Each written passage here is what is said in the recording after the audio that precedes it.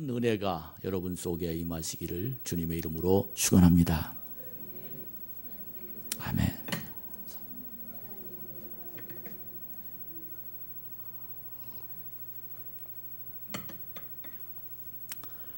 10월의 주제는 하나님의 사람이란 주제로 하나님께서 이 강단을 통해서 은혜로운 말씀을 이미 주셨고 앞으로도 크게 주실 줄로 믿습니다. 누가 하나님의 사람입니까? 옆 사람에게 물어보십시오. 진실로 누가 하나님의 사람? 시작. 누가 하나님의? 여러분이 생각하기에는 누가 하나님의 사람이라고 여러분 머릿속에 떠오릅니까? 대한민국 사람은 누굽니까? 주민등록번호가 있는 사람은 대한민국 사람입니다. 여기서 말하는 하나님의 사람이란 오늘 이번 한 달 동안 주시는 말씀 속에 하나님의 사람이란 진정으로 또 진실로 확실하게 난 하나님의 사람입니다 라고 스스로 표현하고 고백할 뿐만 아니라 주위에 있는 사람이 그를 보고 야, 저 사람 하나님의 사람이다. 사람들에게 인정을 받는 사람을 말하며 하나님도 그를 쳐다보면서 저 사람은 내 자녀다. 저 사람은 내 사람이다. 그렇게 하나님도 인정하는 사람을 보고 하나님의 사람이라고 말합니다. 지난주 이사야 선지자를 예를 들어 말하자면 하나님이 이사야에게 마음을 열어놓았습니다. 저 사람들 누가 가서 죄에서 구원하고 누가 가서 저 괴로운 인생을 건져낼까. 그렇게 하나님이 이사야에게 자기의 고민을 열어놨습니다. 그때 하나님의 사람인 이사야는 제가 여기 있습니다. 나를 보내주십시오. 하나님의 사람은 이와 같이 하나님의 마음을 읽을 줄 아는 사람뿐만 아니라 하나님의 마음을 읽고 내가 어떻게 해야 되는지를 결정해서 행동으로 옮겨나는 사람이 하나님의 사람입니다. 여러분 우리 이렇게 됩시다. 이 성전에 와서 십자가를 바라보면서 앉아있는 동안 하나님의 성령님이 내 안에서 나를 붙잡고 계시면 하나님이 나를 보시면서 자기 마음을 열어놓습니다. 하나님이 나에게 어찌해야 할 바를 가르쳐주고 어디를 가야 할지를 깨닫게 만들고 하나님의 사람들은 여기에서 결단해서 용기를 내면서 하나님이 인도하시는 곳으로 스스로 발걸음 옮기는 사람이 바로 하나님의 사람입니다. 이번 특별 새벽 기도회 동안에 하나님의 사람이 어떤 사람이냐를 로마서 8장 28절을 통해서 하나님의 음성을 들었습니다. 하나님의 사람은 모든 것이 합력하여 하나님의 선을 이룬다. 고난도 고통도 문제도 괴로움도 내가 지금 당하는 많은 어려움도 나중에 지나놓고 보니까 하나님의 역시 온전한 하나님은 바로 나에게 좋은 것을 주시는 하나님이었구나. 이렇게 나에게 하나님의 말씀을 주셨던 그 말씀이 바로 선이란, 선은 하나님이 보는 입장에서 그 선은 인간에게는 최고 좋은 겁니다. 반드시 인간에게 이런 것을 주시는 하나님의 작품을 얘기하고 있습니다. 또 신앙인으로 예배에 성공하는 사람을 하나님의 사람으로 하나님께서 말씀을 주셨습니다. 예배의 성공이라는 말은 예배의 말씀을 듣고 사람의 힘으로는 안 되지만 상황으로는 도저히 할 수 없지만 주님이 하십니다. 이 마음을 품고 세상에 돌아가서 하나님이 하시면 못할 것이 없습니다. 빈들에 수없이 많은 남자만 5,000명이 넘는 그런 사람들이 모여 있는 그 상황에 예수님이 그들을 쳐다보면서 점심을 줘라 제자들이 그랬습니다. 예배에 성공한 사람은 예수님이 점심을 이 상황에 주시라고 할 때는 주님이 계획이 있을 것이다. 그런데 다 못한다 그랬습니다. 그러나 딱 두 사람, 안드레가 오병이어를 가진 소년을 보고 소년은 안드레의 요청에 따라서 주님이 이것을 가지고라도 여기에 있는 수없이 많은 사람들을 먹이실 것이다 올려놨습니다. 그때 놀라운 것은 남자만 5,000명이 넘는 그 자리에 다 앉게 만들고 축사를 하면서 계속해서 떡을 떼줬는데 남는 것이 12광주리가 남았습니다. 하나님이 하신 겁니다. 하나님의 사람은 예배에 성공해서 하나님이 나의 인생을 어떻게 하실지를 아는 사람입니다. 여러분 흔들리지 말고 하나님의 사람이 된다면 우리의 인생은 반드시 그분이 나를 이끌어 가시는 길이 있고 어떤 고난 가운데 있다 할지라도 내가 지금은 힘들지만 하나님은 반드시 합력하여 선을 이룰 수 있는 하나님의 은총이 일어나게 될 줄로 믿습니다. 이 사람이 바로 하나님의 사람입니다. 오늘 성경은 우리를 하나님의 사람으로 만들어가는 과정을 설명하고 있습니다. 여러분 이 말씀을 들으면서 나도 하나님의 사람으로 이 말씀에 따라가기만 하면 만들어질 줄로 믿습니다.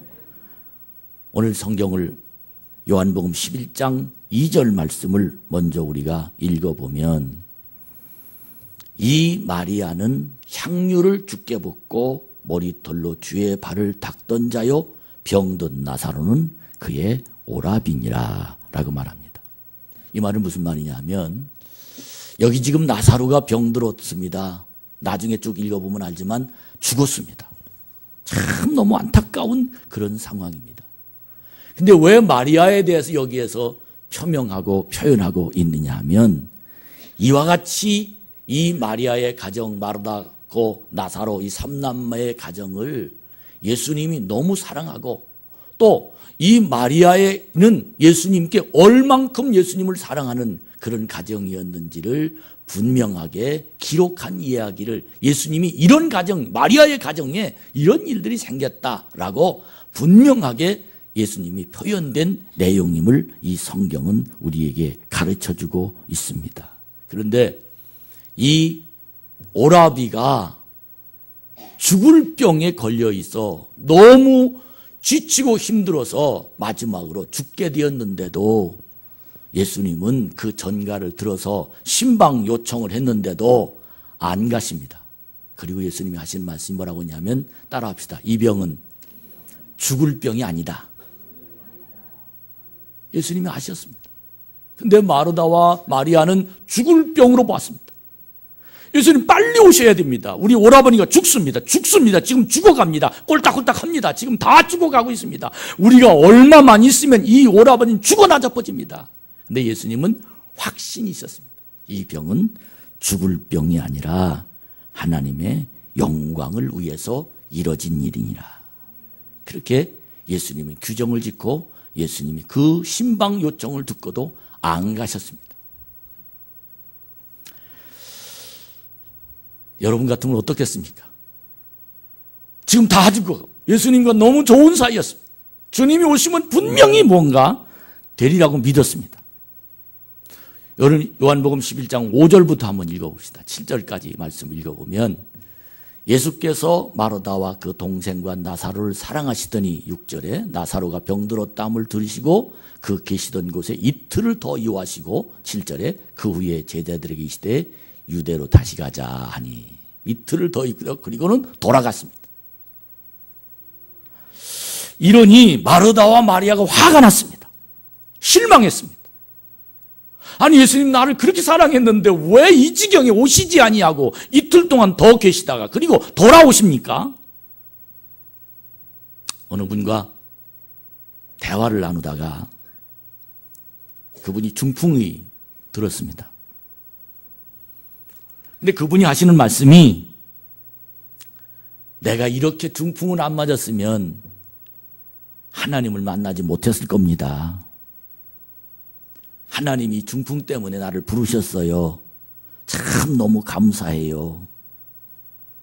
그러면서 이 중풍으로 인해서 하나님이 자기를 만나주셨고 자기를 사랑해 주셨습니다. 그렇게 나한테 고백했어요. 신방대원들이 다 그렇게 얘기했어요. 야, 참 대단하다. 어떻게 이렇게 말할 수 있을까? 회사에 부도가 났습니다. 나 이 회사의 부도로 말미암아 하나님 앞에 와서 하나님을 만나게 됐습니다. 나 하나님 너무 감사합니다. 이런 사람들이 성전 안에 얼마나 많은지 알 수가 없습니다. 여러분 같으면 그렇게 말할 수 있겠습니까? 저는 우리 성도들은 다 그렇게 말할 수 있는 사람이 전 될 줄로 믿습니다. 만약에 되지 못한다면 오늘 이 말씀을 들으면서 하나님의 사람으로 만들어져서 그렇게 말할 수 있는 믿음이 여러분에게 임하기를 주의 이름으로 축복합니다. 내가 그토록 존경하고 내가 그토록 사랑하고 내가 그토록 정말로 그분을 위해서라면 아낌없이 헌신한 예수님이었는데 나의 오라버지가 죽어가는데도 불구하고 심지어 죽었는데도 불구하고 오시지 않고 늦게 도착했습니다. 이 마르다와 마리아는 믿음이 없는 사람들이 아니었습니다. 믿음이 있는, 예수님이 오셨더라면 내 오라버니는 죽지 않을 거라고 확신했습니다. 근데 예수님이 늦게 와서 우리 오라버니가 죽었다는 거예요. 여기에 대한 예수님에 대한 실망, 그리고 하나님을 믿는 믿음에 대한 절망감, 정말로 그 사람들은 회의감이 있지 않을 수가 없습니다. 그 마음속에서는 예수님이 그럴 수 있습니까? 라는 대화입니다. 예수님이 그럴 수 있습니까? 라는 항의입니다. 여러분이라면 어떻게 생각할 수 있겠습니까? 이해가 되지 않습니다. 예수님이 그 마르다와 마리아가 이해가 됩니다. 많은 열정 있는 사람들이 바로 이러한 모습 때문에 시험이 듭니다.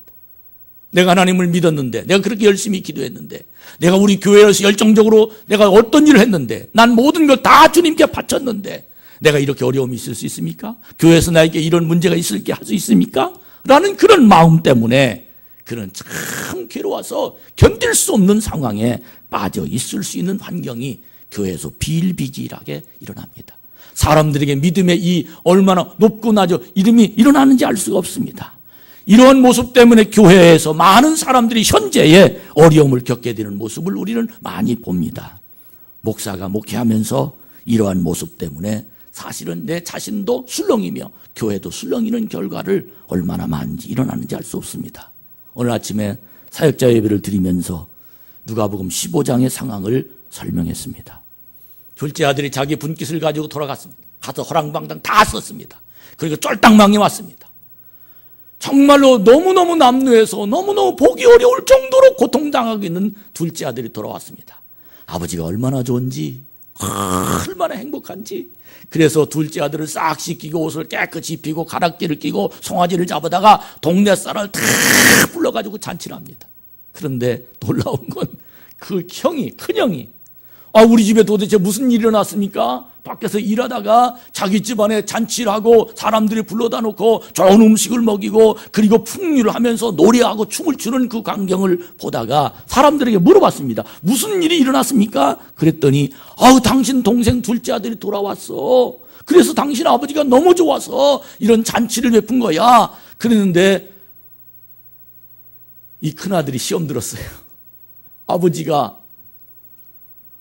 나와 함께 있을 때는 내가 이렇게 착하게 아버지를 도와서 다 일을 했는데 나한테는 송아지일커녕 돼지 새끼 한 마리도 안 잡아주더니 그 나쁜 놈, 정말 저런 못들 놈, 분깃 다 쓴 놈, 그놈이 돌아오니까 나에게 대하는 태도보다 훨씬 둘째 아들을 사랑하는 아버지를 보고 너무 원망했습니다. 너무 짜증이 냈습니다. 그런 모습을 보면서, 그 성경을 보면서 여러분, 하나님의 집이란 어떤 사람이 돌아와도 아멘입니다. 이게 아버지 마음입니다. 형의 마음과 아버지 마음은 너무 달랐다는 겁니다. 아버지 마음은 죄를 지었던, 나쁜 짓을 했던, 문제가 있던 이선 돌아오면 행복합니다. 그러나 형은 돌아와도 너 대가를 치러야 된다고 말합니다. 이게 형의 마음입니다. 여러분, 아버지 마음이 어떤 마음이고 형의 마음이 어떤 마음인지를 우리는 잘 알 수 있어야 될 줄로 믿습니다. 아버지 마음은 죽을 병이 아니라 그랬는데 마르다와 마리아의 마음은 죽었다고 생각했습니다. 아버지는 계획이 있는데 마르다와 마리아는 이 계획을 알아차리지 못했습니다. 거기까지 그는 생각을 하지 못했던 겁니다. 마리아와 마리아는, 마르다는 너무도 좋은 사람들이었습니다. 예수님이 그들을 보면서 이제 마르다와 마리아를 잃어버릴 찰나에 놓여 있던 겁니다. 예수님이 너무도 사랑하는 가정, 이러한 설명을 오늘 요한복음 11장 2절을 보면서 왜 그렇게 설명하셨습니까? 그 이유는 예수님은 벌써 결론을 내렸습니다. 조금만 참으면 너의 오라버니도 살고 하나님의 영광도 돌리고 나를 하나님의 아들로도 인정하는 역사가 일어날 것이다. 아멘. 교회는, 교회 공동체는 하나님의 집은 하나님이 하시는 일에 대한 이해를 하는 사람이 형이 되어야 됩니다. 그래서 동상들을 다 하나님이 하실 거야. 아멘. 하나님이 인도하실 거야. 하나님 복 주실 거야. 기다려. 하나님의 뜻이 있어. 이건 죽을 병이 아니야. 이 문제는 하나님의 역사가 일어날 거야. 참고 기다리고 하나님 말씀을 그의 가슴속에 품는 그런 하나님의 사람이 있는 참 좋은 교회. 여러분, 이런 하나님의 역사가 여러분 속에 나타나기를 주의 이름으로 축복합니다.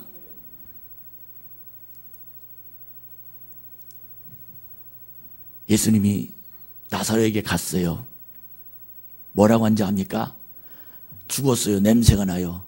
예수님은 그를 쳐다보고 나사로가 잠들었다 그랬습니다. 해석하는 내용이 다릅니다. 마르다와 마리아는 이미 죽어서 돌 무덤에 묻어놨습니다. 예수님은 잠들었다고 얘기했습니다. 사람이 보는 눈과 하나님이 보는 눈은 이렇게 다릅니다.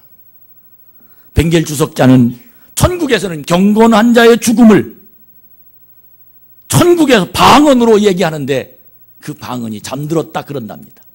죽은 사람을 잠들었다. 예수님은 사랑하는 나사로 가정을 하나님의 사람의 반열에 서기 위하여 지금 일하시고 계시는데 아무리 설명해도 마르다와 마리아는 이것을 인정하지 않고 이해를 할 수가 없습니다. 결국은 무덤으로 그들을 데리고 예수님이 가십니다. 냄새가 납니다. 따라오면서 계속 투덜댑니다. 여기 예수님이 계셨더라면 우리 오라버니가 죽지 않았을 텐데 라고 계속해서 불만이 가득한 그들의 표정과 그들의 마음입니다. 드디어 무덤 앞에 예수님이 서셨습니다. 39절에 보니까 돌을 옮겨 놓으라 라고 말합니다. 예수께서 이르시되 돌을 옮겨 놓으라. 그 죽은 자의 누이 마르다가 이르되 주여 죽은 지 나흘이나 됐는데 냄새가 납니다. 또 잔소리합니다. 이게 소용없는 일 아닙니까? 이 불만이 가득한 주님을 믿지 못하는 원망 섞인 그러면서 항의하는 입이 대빨 나온 그런 모습이 분명하게 나타납니다. 그러면서 40절에 그들에게 또다시 한번 정확하게 믿음을 설명합니다. 예수께서 이르시되 내 말이 내가 믿으면 하나님의 영광을 보리라 하지 아니하느냐. 아멘.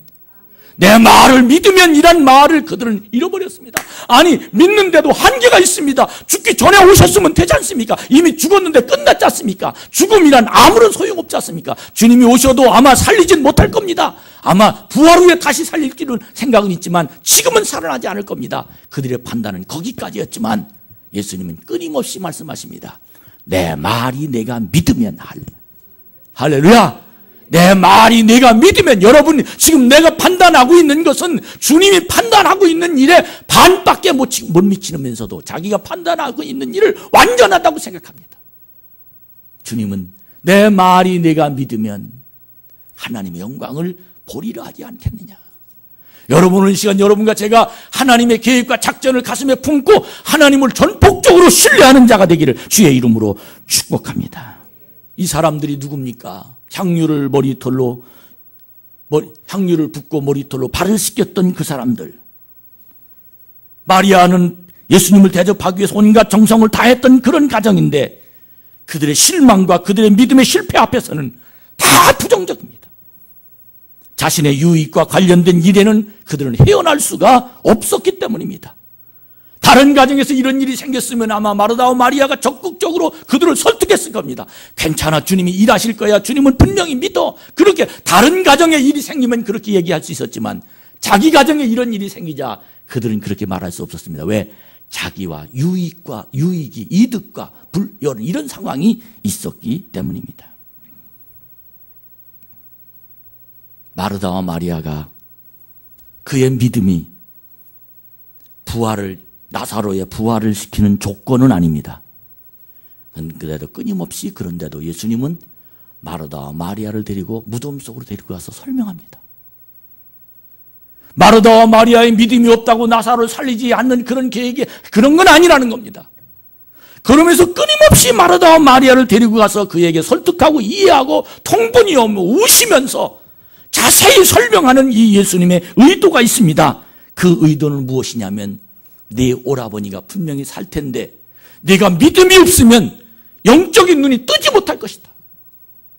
오라버니가 살아나도 내가 하늘의 비밀을 너는 깨닫지 못한다면 이 일이 네 가정은 아무런 효력이 없는 것이다. 오히려 네 오라버니가 죽은 죄를 살아났어도 너는 지금 내 믿음이 작동하지 않으면 내 인생은 세상 잣대로 살아갈 수밖에 없는 그들을 쳐다보면서 다시 한번 촉구합니다. 내 말이 내가 믿으면 하나님 영광 돌린다. 할렐루야. 만약에 믿지 않은 상태 속에서 오라버니가 일어났다면 마리아와 마르다는 그 뒤로는 영적인 눈이 계속해서 뜨지 못할 것입니다. 사랑하는 여러분, 그들의 믿음의 눈이 있어야 오라버니가 하나님이 살리셨다라고 고백할 수 있습니다. 오늘 이 자리가 여러분과 제가 하나님의 사람이 된다는 믿음이 여러분 속에서 일어나기를 주의 이름으로 축복합니다. 많은 사람들이 자신의 눈으로 직접 성령께서 하시는 모습을 목격하고도 영적인 눈이 열리지 못해서 그는 끊임없이 믿음의 비밀이 그 가슴속에 담아있지 않습니다. 오병이어의 말씀을 드렸습니다. 그들은 예수님이 하시는 만드레와 소년이 손에 얹은 보리떡 따지게 물고기 2마리로 12광주리를 그 5,000명을 먹이고도 12광주리를 남게 만들었는데 거기에 모인 그들은 그 떡을 다 함께 먹었습니다. 참 놀랐습니다. 이야, 주님이 이렇게 능력이. 그러나 그들은 구경꾼이었습니다. 그들의 믿음으로 이 오병이어의 기적이 나타난 것이 아니라 두 사람의 믿음으로 기적을 베푸는 것을 그들은 구경꾼 참여하는 거기에 들러리에 불과했습니다. 결국은 어떻게 됐습니까? 거기에 참여했던 많은 사람들이 뿔뿔이 흩어져서 결국은 예수님을 믿지 않았습니다. 이 놀라운 이 메시지를 받으면서 내 생각에 어떤 생각이 들어간지 아십니까? 그 신기한 오병이의 기적을 자기 입으로 그 떡을 먹고도 이들은 한 끼 식사 정도로 예수님을 쳐다볼 수밖에 없는 믿음의 소유자입니다. 만약에 먹기 전에 그들이 예수님을 믿는 믿음으로 오병이어의 기적의 떡을 먹었다면 그들은 예수님을 떠나지 않았을 것입니다. 사랑하는 여러분, 우리 세상에 살면서 큰 일, 작은 일, 수도 없이 많이 하나님의 기적이 우리 속에서 벌어졌습니다. 우린 기적의 소유자입니다.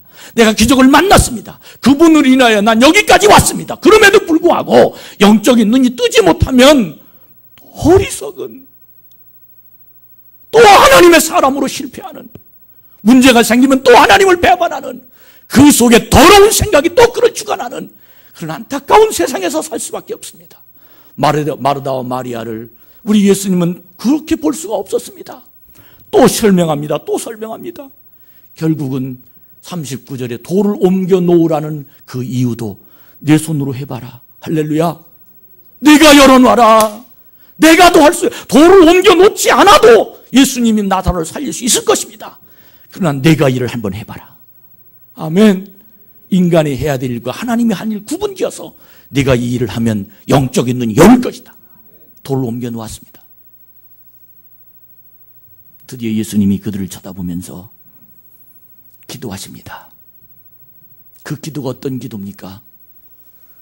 눈을 들어 우러러 보시며 이르시되 내 아버지여 내 말을 들으신 것을 감사하나이다. 내 말이 아버지여 내 말을 들으신 것을 감사. 기도를 가리킵니다. 기도를 보여주십니다. 그러면서 42절에 항상 내 말을 들으신 것을 감사합니다. 항상 지금까지 한 번도 거부함이 없는 내 기도 하나님 들으심을 너무너무 감사. 따라합시다. 기도란 한 번도 거부됨이 없다. 할렐루야. 내 말을 항상 그러나 내가 지금 이들 속에서 큰 소리로 이들 앞에서 기도하는 이유가 있는데 그 이유는 무엇이냐면 둘러선 무리들이 내 기도하는 걸 듣고 저들도 기도하면 하나님의 능력이 나타날 수 있다는 사실을 믿게 하고 내가 하나님이 보내신 사람임을 믿게 하기 위해서 나는 지금 사람들 앞에 큰 소리로 기도하는 겁니다. 하나님 내 기도를 들으심을 감사하나이다. 그리고는 믿음을 갖고 43절에 어떻게 했느냐 하면 이 말씀을 하시고 기도하시고 그 말입니다. 큰 소리로 무덤에 있는 이 나사로를 배로 동인채로 있는 그 죽어있는 숨이 끊어진 나사로를 향해서 나사로야 나오라 부르시니 44절에 보니까 배로 동인채로 나사로가 벌떡 일어났습니다. 예수님이 그를 쳐다보면서 풀어놓아 다니게 하라 라고 이 나사로를 향해서 명령하니까 사람들이 다 풀어놔서 예수님이 나사로를 향해서 말씀하시면서 놀라운 하나님의 기적이 벌어졌습니다. 여러분 결국이 뭡니까? 하나님 영광을 위해서 나사로가 살았습니다. 나사로가 죽은 게 아닙니다. 작전이 하나님의 작전 죽이려고 한 거 아닙니다. 마르다와 마리아의 믿음이 보이는 것으로 믿는 믿음이 아니라 보이지 않는 하나님의 계획에 의해서 믿음으로 볼 수 있는 눈이 열리기 위해서 마르다와 마리아에게 훈련시킨 겁니다. 저는 하나님의 사람이란 보이는 것으로 판단하는 것이 아니라 하나님의 일을 믿음으로 판단하는 은혜로운 자가, 순종하는 자가 하나님의 역사가 일어나게 될 줄로 믿습니다. 어떻게 하면 이런 귀한, 어떻게 하면 죽었어도 살릴 것이라는 예수님을 믿는 믿음이 내 속에 망했어도 다시 일어날 것이라는, 이것은 분명히 하나님의 계획이 있을 것이라는, 합력하여 선을 이룬다는 하나님의 은혜가 내 속에서 작동할 수 있습니까?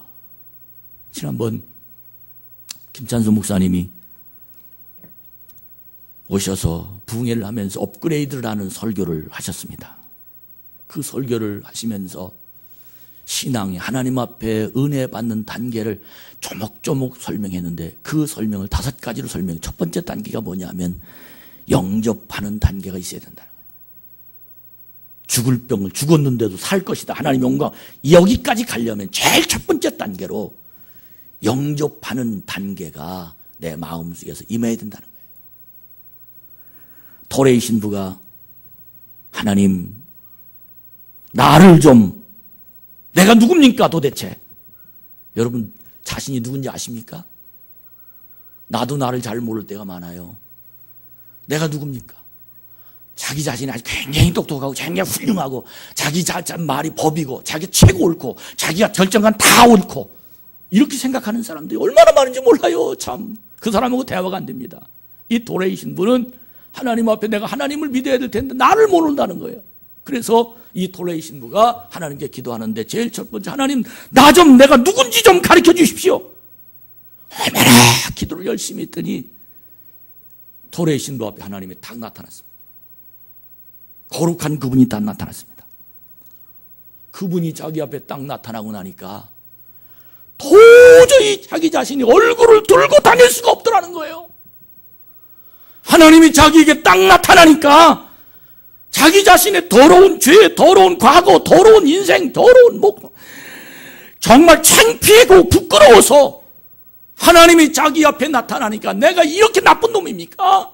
난 과거에는 내가 선한 놈이고 내가 훌륭한 사람이고 내가 다 알고 내가 정말 다른 사람도 옳고 내 말은 다 그런 줄 알았는데 하나님이 자기 앞에 딱 나타나서 자기를 쳐다보니까 이렇게 나쁜 놈일 수가 없더래요. 이렇게 나쁜 놈일 수가 없더래요. 부끄러워서 고개를 들지 못하고 그 뒤부터 나는 죄인입니다. 거기서부터 주님을 영접하는 시작이 됐다고 말합니다. 그 다음에 두 번째로 이렇게 해서 주님을 영접해야 될 텐데 십자가를 가리키는 거예요. 십자가가 나의 죄를 지고 짊어지셨습니다. 저 십자가가 내 은인입니다. 저 십자가가 내 인생의 모든 죄를 담당해 주셨습니다. 내 죄는 저분 십자가 때문에 내가 은혜를 받았고, 이 십자가, 아무리 십자가를 얘기해도 도대체 이 십자가의 은혜, 십자가야 뭘 십자가가 저렇게 나에게 은혜를 있나? 도대체 무슨 십자가가 처음 교회 온 사람이 이게 더하기 표시지 십자가입니까? 십자가에 대한 은혜가 그 속에 있지 못하니까 영접은 했지만 주의 보혈의 피가 없는 거예요. 하나님은 아는데 예수님을 모르는 거예요. 그래서 그는 성경을 읽기 시작했다는 거예요. 성경을. 아무리 믿으려게도 어떻게 사내를 알지 못하는 여자가 아기를 낳아 말이 되는 얘기냐? 근데 성경을 읽으면서 놀라운 것은 그 어떤 분을 얘기하면서 성경을 한 번 읽고 두 번 읽고 계속해서 매일 읽고 하나님 말씀이 그의 감동 속에 들어오면서 성경 위에 예수님이 돌아다니더라는 거예요. 아멘. 하나님이 성경 위에 예수님이 십자가를 지고 피를 뚝뚝뚝 흘리고 돌아다니시더라는 거예요. 하나님의 감동이 여기서부터. 하나님의 사람은 이런 과정을 통과한 사람이 하나님의 사람을 할 수 있는 겁니다. 여러분, 세 번째로 이런 십자가를 이해한 사람의 하나님의 성령을 받았어요. 그러면서 그의 마음에 하나님 말씀이 뚝 떨어졌습니다. 죄인인 내가 주님의 보혈의 피로 씻겨져서 하나님의 사람으로 살기를 작정하고 이제부터는 죽어도 살고 살아도 살고 난 하나님의 은혜로 살겠습니다라고 고백하며 교회에 왔는데 그날따라 내 속에 나쁜 것만 보여. 미운 눈만 보여. 하기 싫은 일만 시켜. 내 마음에 안 드는 일을 자꾸 해. 그 이유가 무엇입니까? 하나님의 사람은 내적인 내 심령 속에 전쟁에서 이겨야 된다는 거예요. 전쟁에서 이겨야 된다. 인디언의 전설 속에 사람의 마음에는 늑대 두 마리가 살고 있다는 거예요. 한 마리는 하나님 선한 늑대, 두 번째 늑대는 악한 늑대. 그리고 이 마음에서 날마다 선한 늑대와 악한 늑대가 싸우고 있답니다. 어떤 사람이 그럼 누가 이겨요? 물어봤다는 거예요. 누가 이기냐고 물어봤더니 악한 늑대에게 밥을 주면 악한 늑대가 이기고 선한 늑대에게 밥을 주면 선한 늑대가 이긴다는 거예요. 근데 이긴 늑대, 내 속에서 악한 늑대가 이기면 악한 사람이 되고 내 속에서 선한 늑대가 이기면 선한 사람이 되는데 악한 늑대가 밥이 뭐냐? 미움, 불평, 부정적인 마음, 수근수근 당짓는 거, 더러운 생각. 이건 악한 늑대가 가지고 있는 이 밥을 내 속에 주면 난 악한 사람이 된다는 거예요. 근데 선한 늑대의 밥이 뭐냐? 사랑하고 온유하고 자비하고 충성하고 할렐루야. 이런 밥을 주면 그는 선한 사람이 된다는 거예요. 이 속에서 끊임없이 솟아오르는 더러운 싸움이 매일매일 진행되는데 내 마음에 하나님의 주시는 말씀을 밥을 먹으면 그는 하나님 말씀의 사람으로 만들어질 줄로 믿습니다. 그러면서 나는 그때부터 이론적이 아니고 생각이 아니고 대부분 많은 사람이 이론적으로 말만 잘합니다. 그때부터 그는 헌신된 행동을 하는 사람입니다. 주와 함께 동행하는 사람. 이것이 바로 하나님의 사람입니다. 다른 사람을 지적은 잘해요. 자기는 못하면서. 사랑해야 되는데 왜 저 사람 자기는 사랑을 못하면서 헌신해야 되는데 누가 저러면 되냐고 자기는 못하면서. 그 이유가 뭔지 아십니까? 아직 그는 헌신되지 못해서 그렇습니다. 여러분, 우리 헌신됩시다. 하나님의 은혜로 여러분과 제가 하나님의 능력이 있는 놀라운 사람이 되기를 축복합니다. 그러므로 우리는 여기에서 하나님의 사람이 만들어지는 겁니다. 결론 말씀드립니다. 하나님은 지금 마르다와 마리아의 가정을 하나님의 가정으로 만들기 위한 과정이 오라버니를 죽였어요.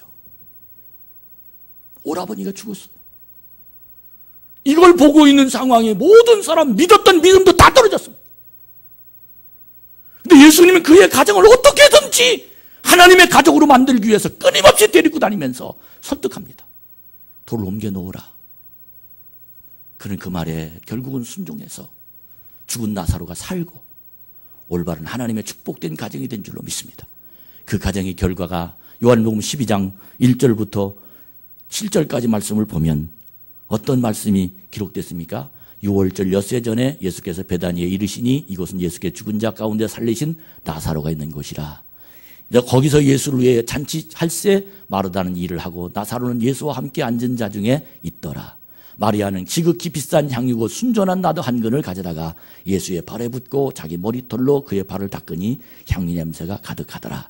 제자 중 하나로서 제자를 잡아줄 가룟 유다가 여기서 또 다른 얘기가 나오는 거예요. 이게 무슨 말입니까? 그러나 마리아와 마르다의 가정, 나사로의 가정은 천국처럼 됐더라. 주님을 모시기에 그 아까운 그 좋은 향유를 깨고 주님을 발을 씻겨주시고 하나님의 천국처럼 살아가는 헌신된 가정. 어떻게 됐습니까? 죽은 나사로가 살아가는 과정을 보고 목격만 하고 있는 것이 아니라 돌을 옮겨 놓는 믿음이 그에게 있기 때문에 주님과 동행하는 하나님의 은총이 그에게 넘쳐난 줄로 믿습니다. 여러분, 우리 이런 하나님의 사람으로 만들어집시다. 언제까지나 원망하고 믿는데 왜 이런 일이? 왜 저 사람은 저런 일? 여러분, 하나님이 계획이 있어요. 하나님은 다 하실 겁니다. 할렐루야. 하나님은 인도하실 것입니다. 하나님은 승리하게 만들 겁니다. 우리 모두 이 마음으로 하나님 앞에 나가서 하나님께 찬양하는 믿음의 역사가 있기를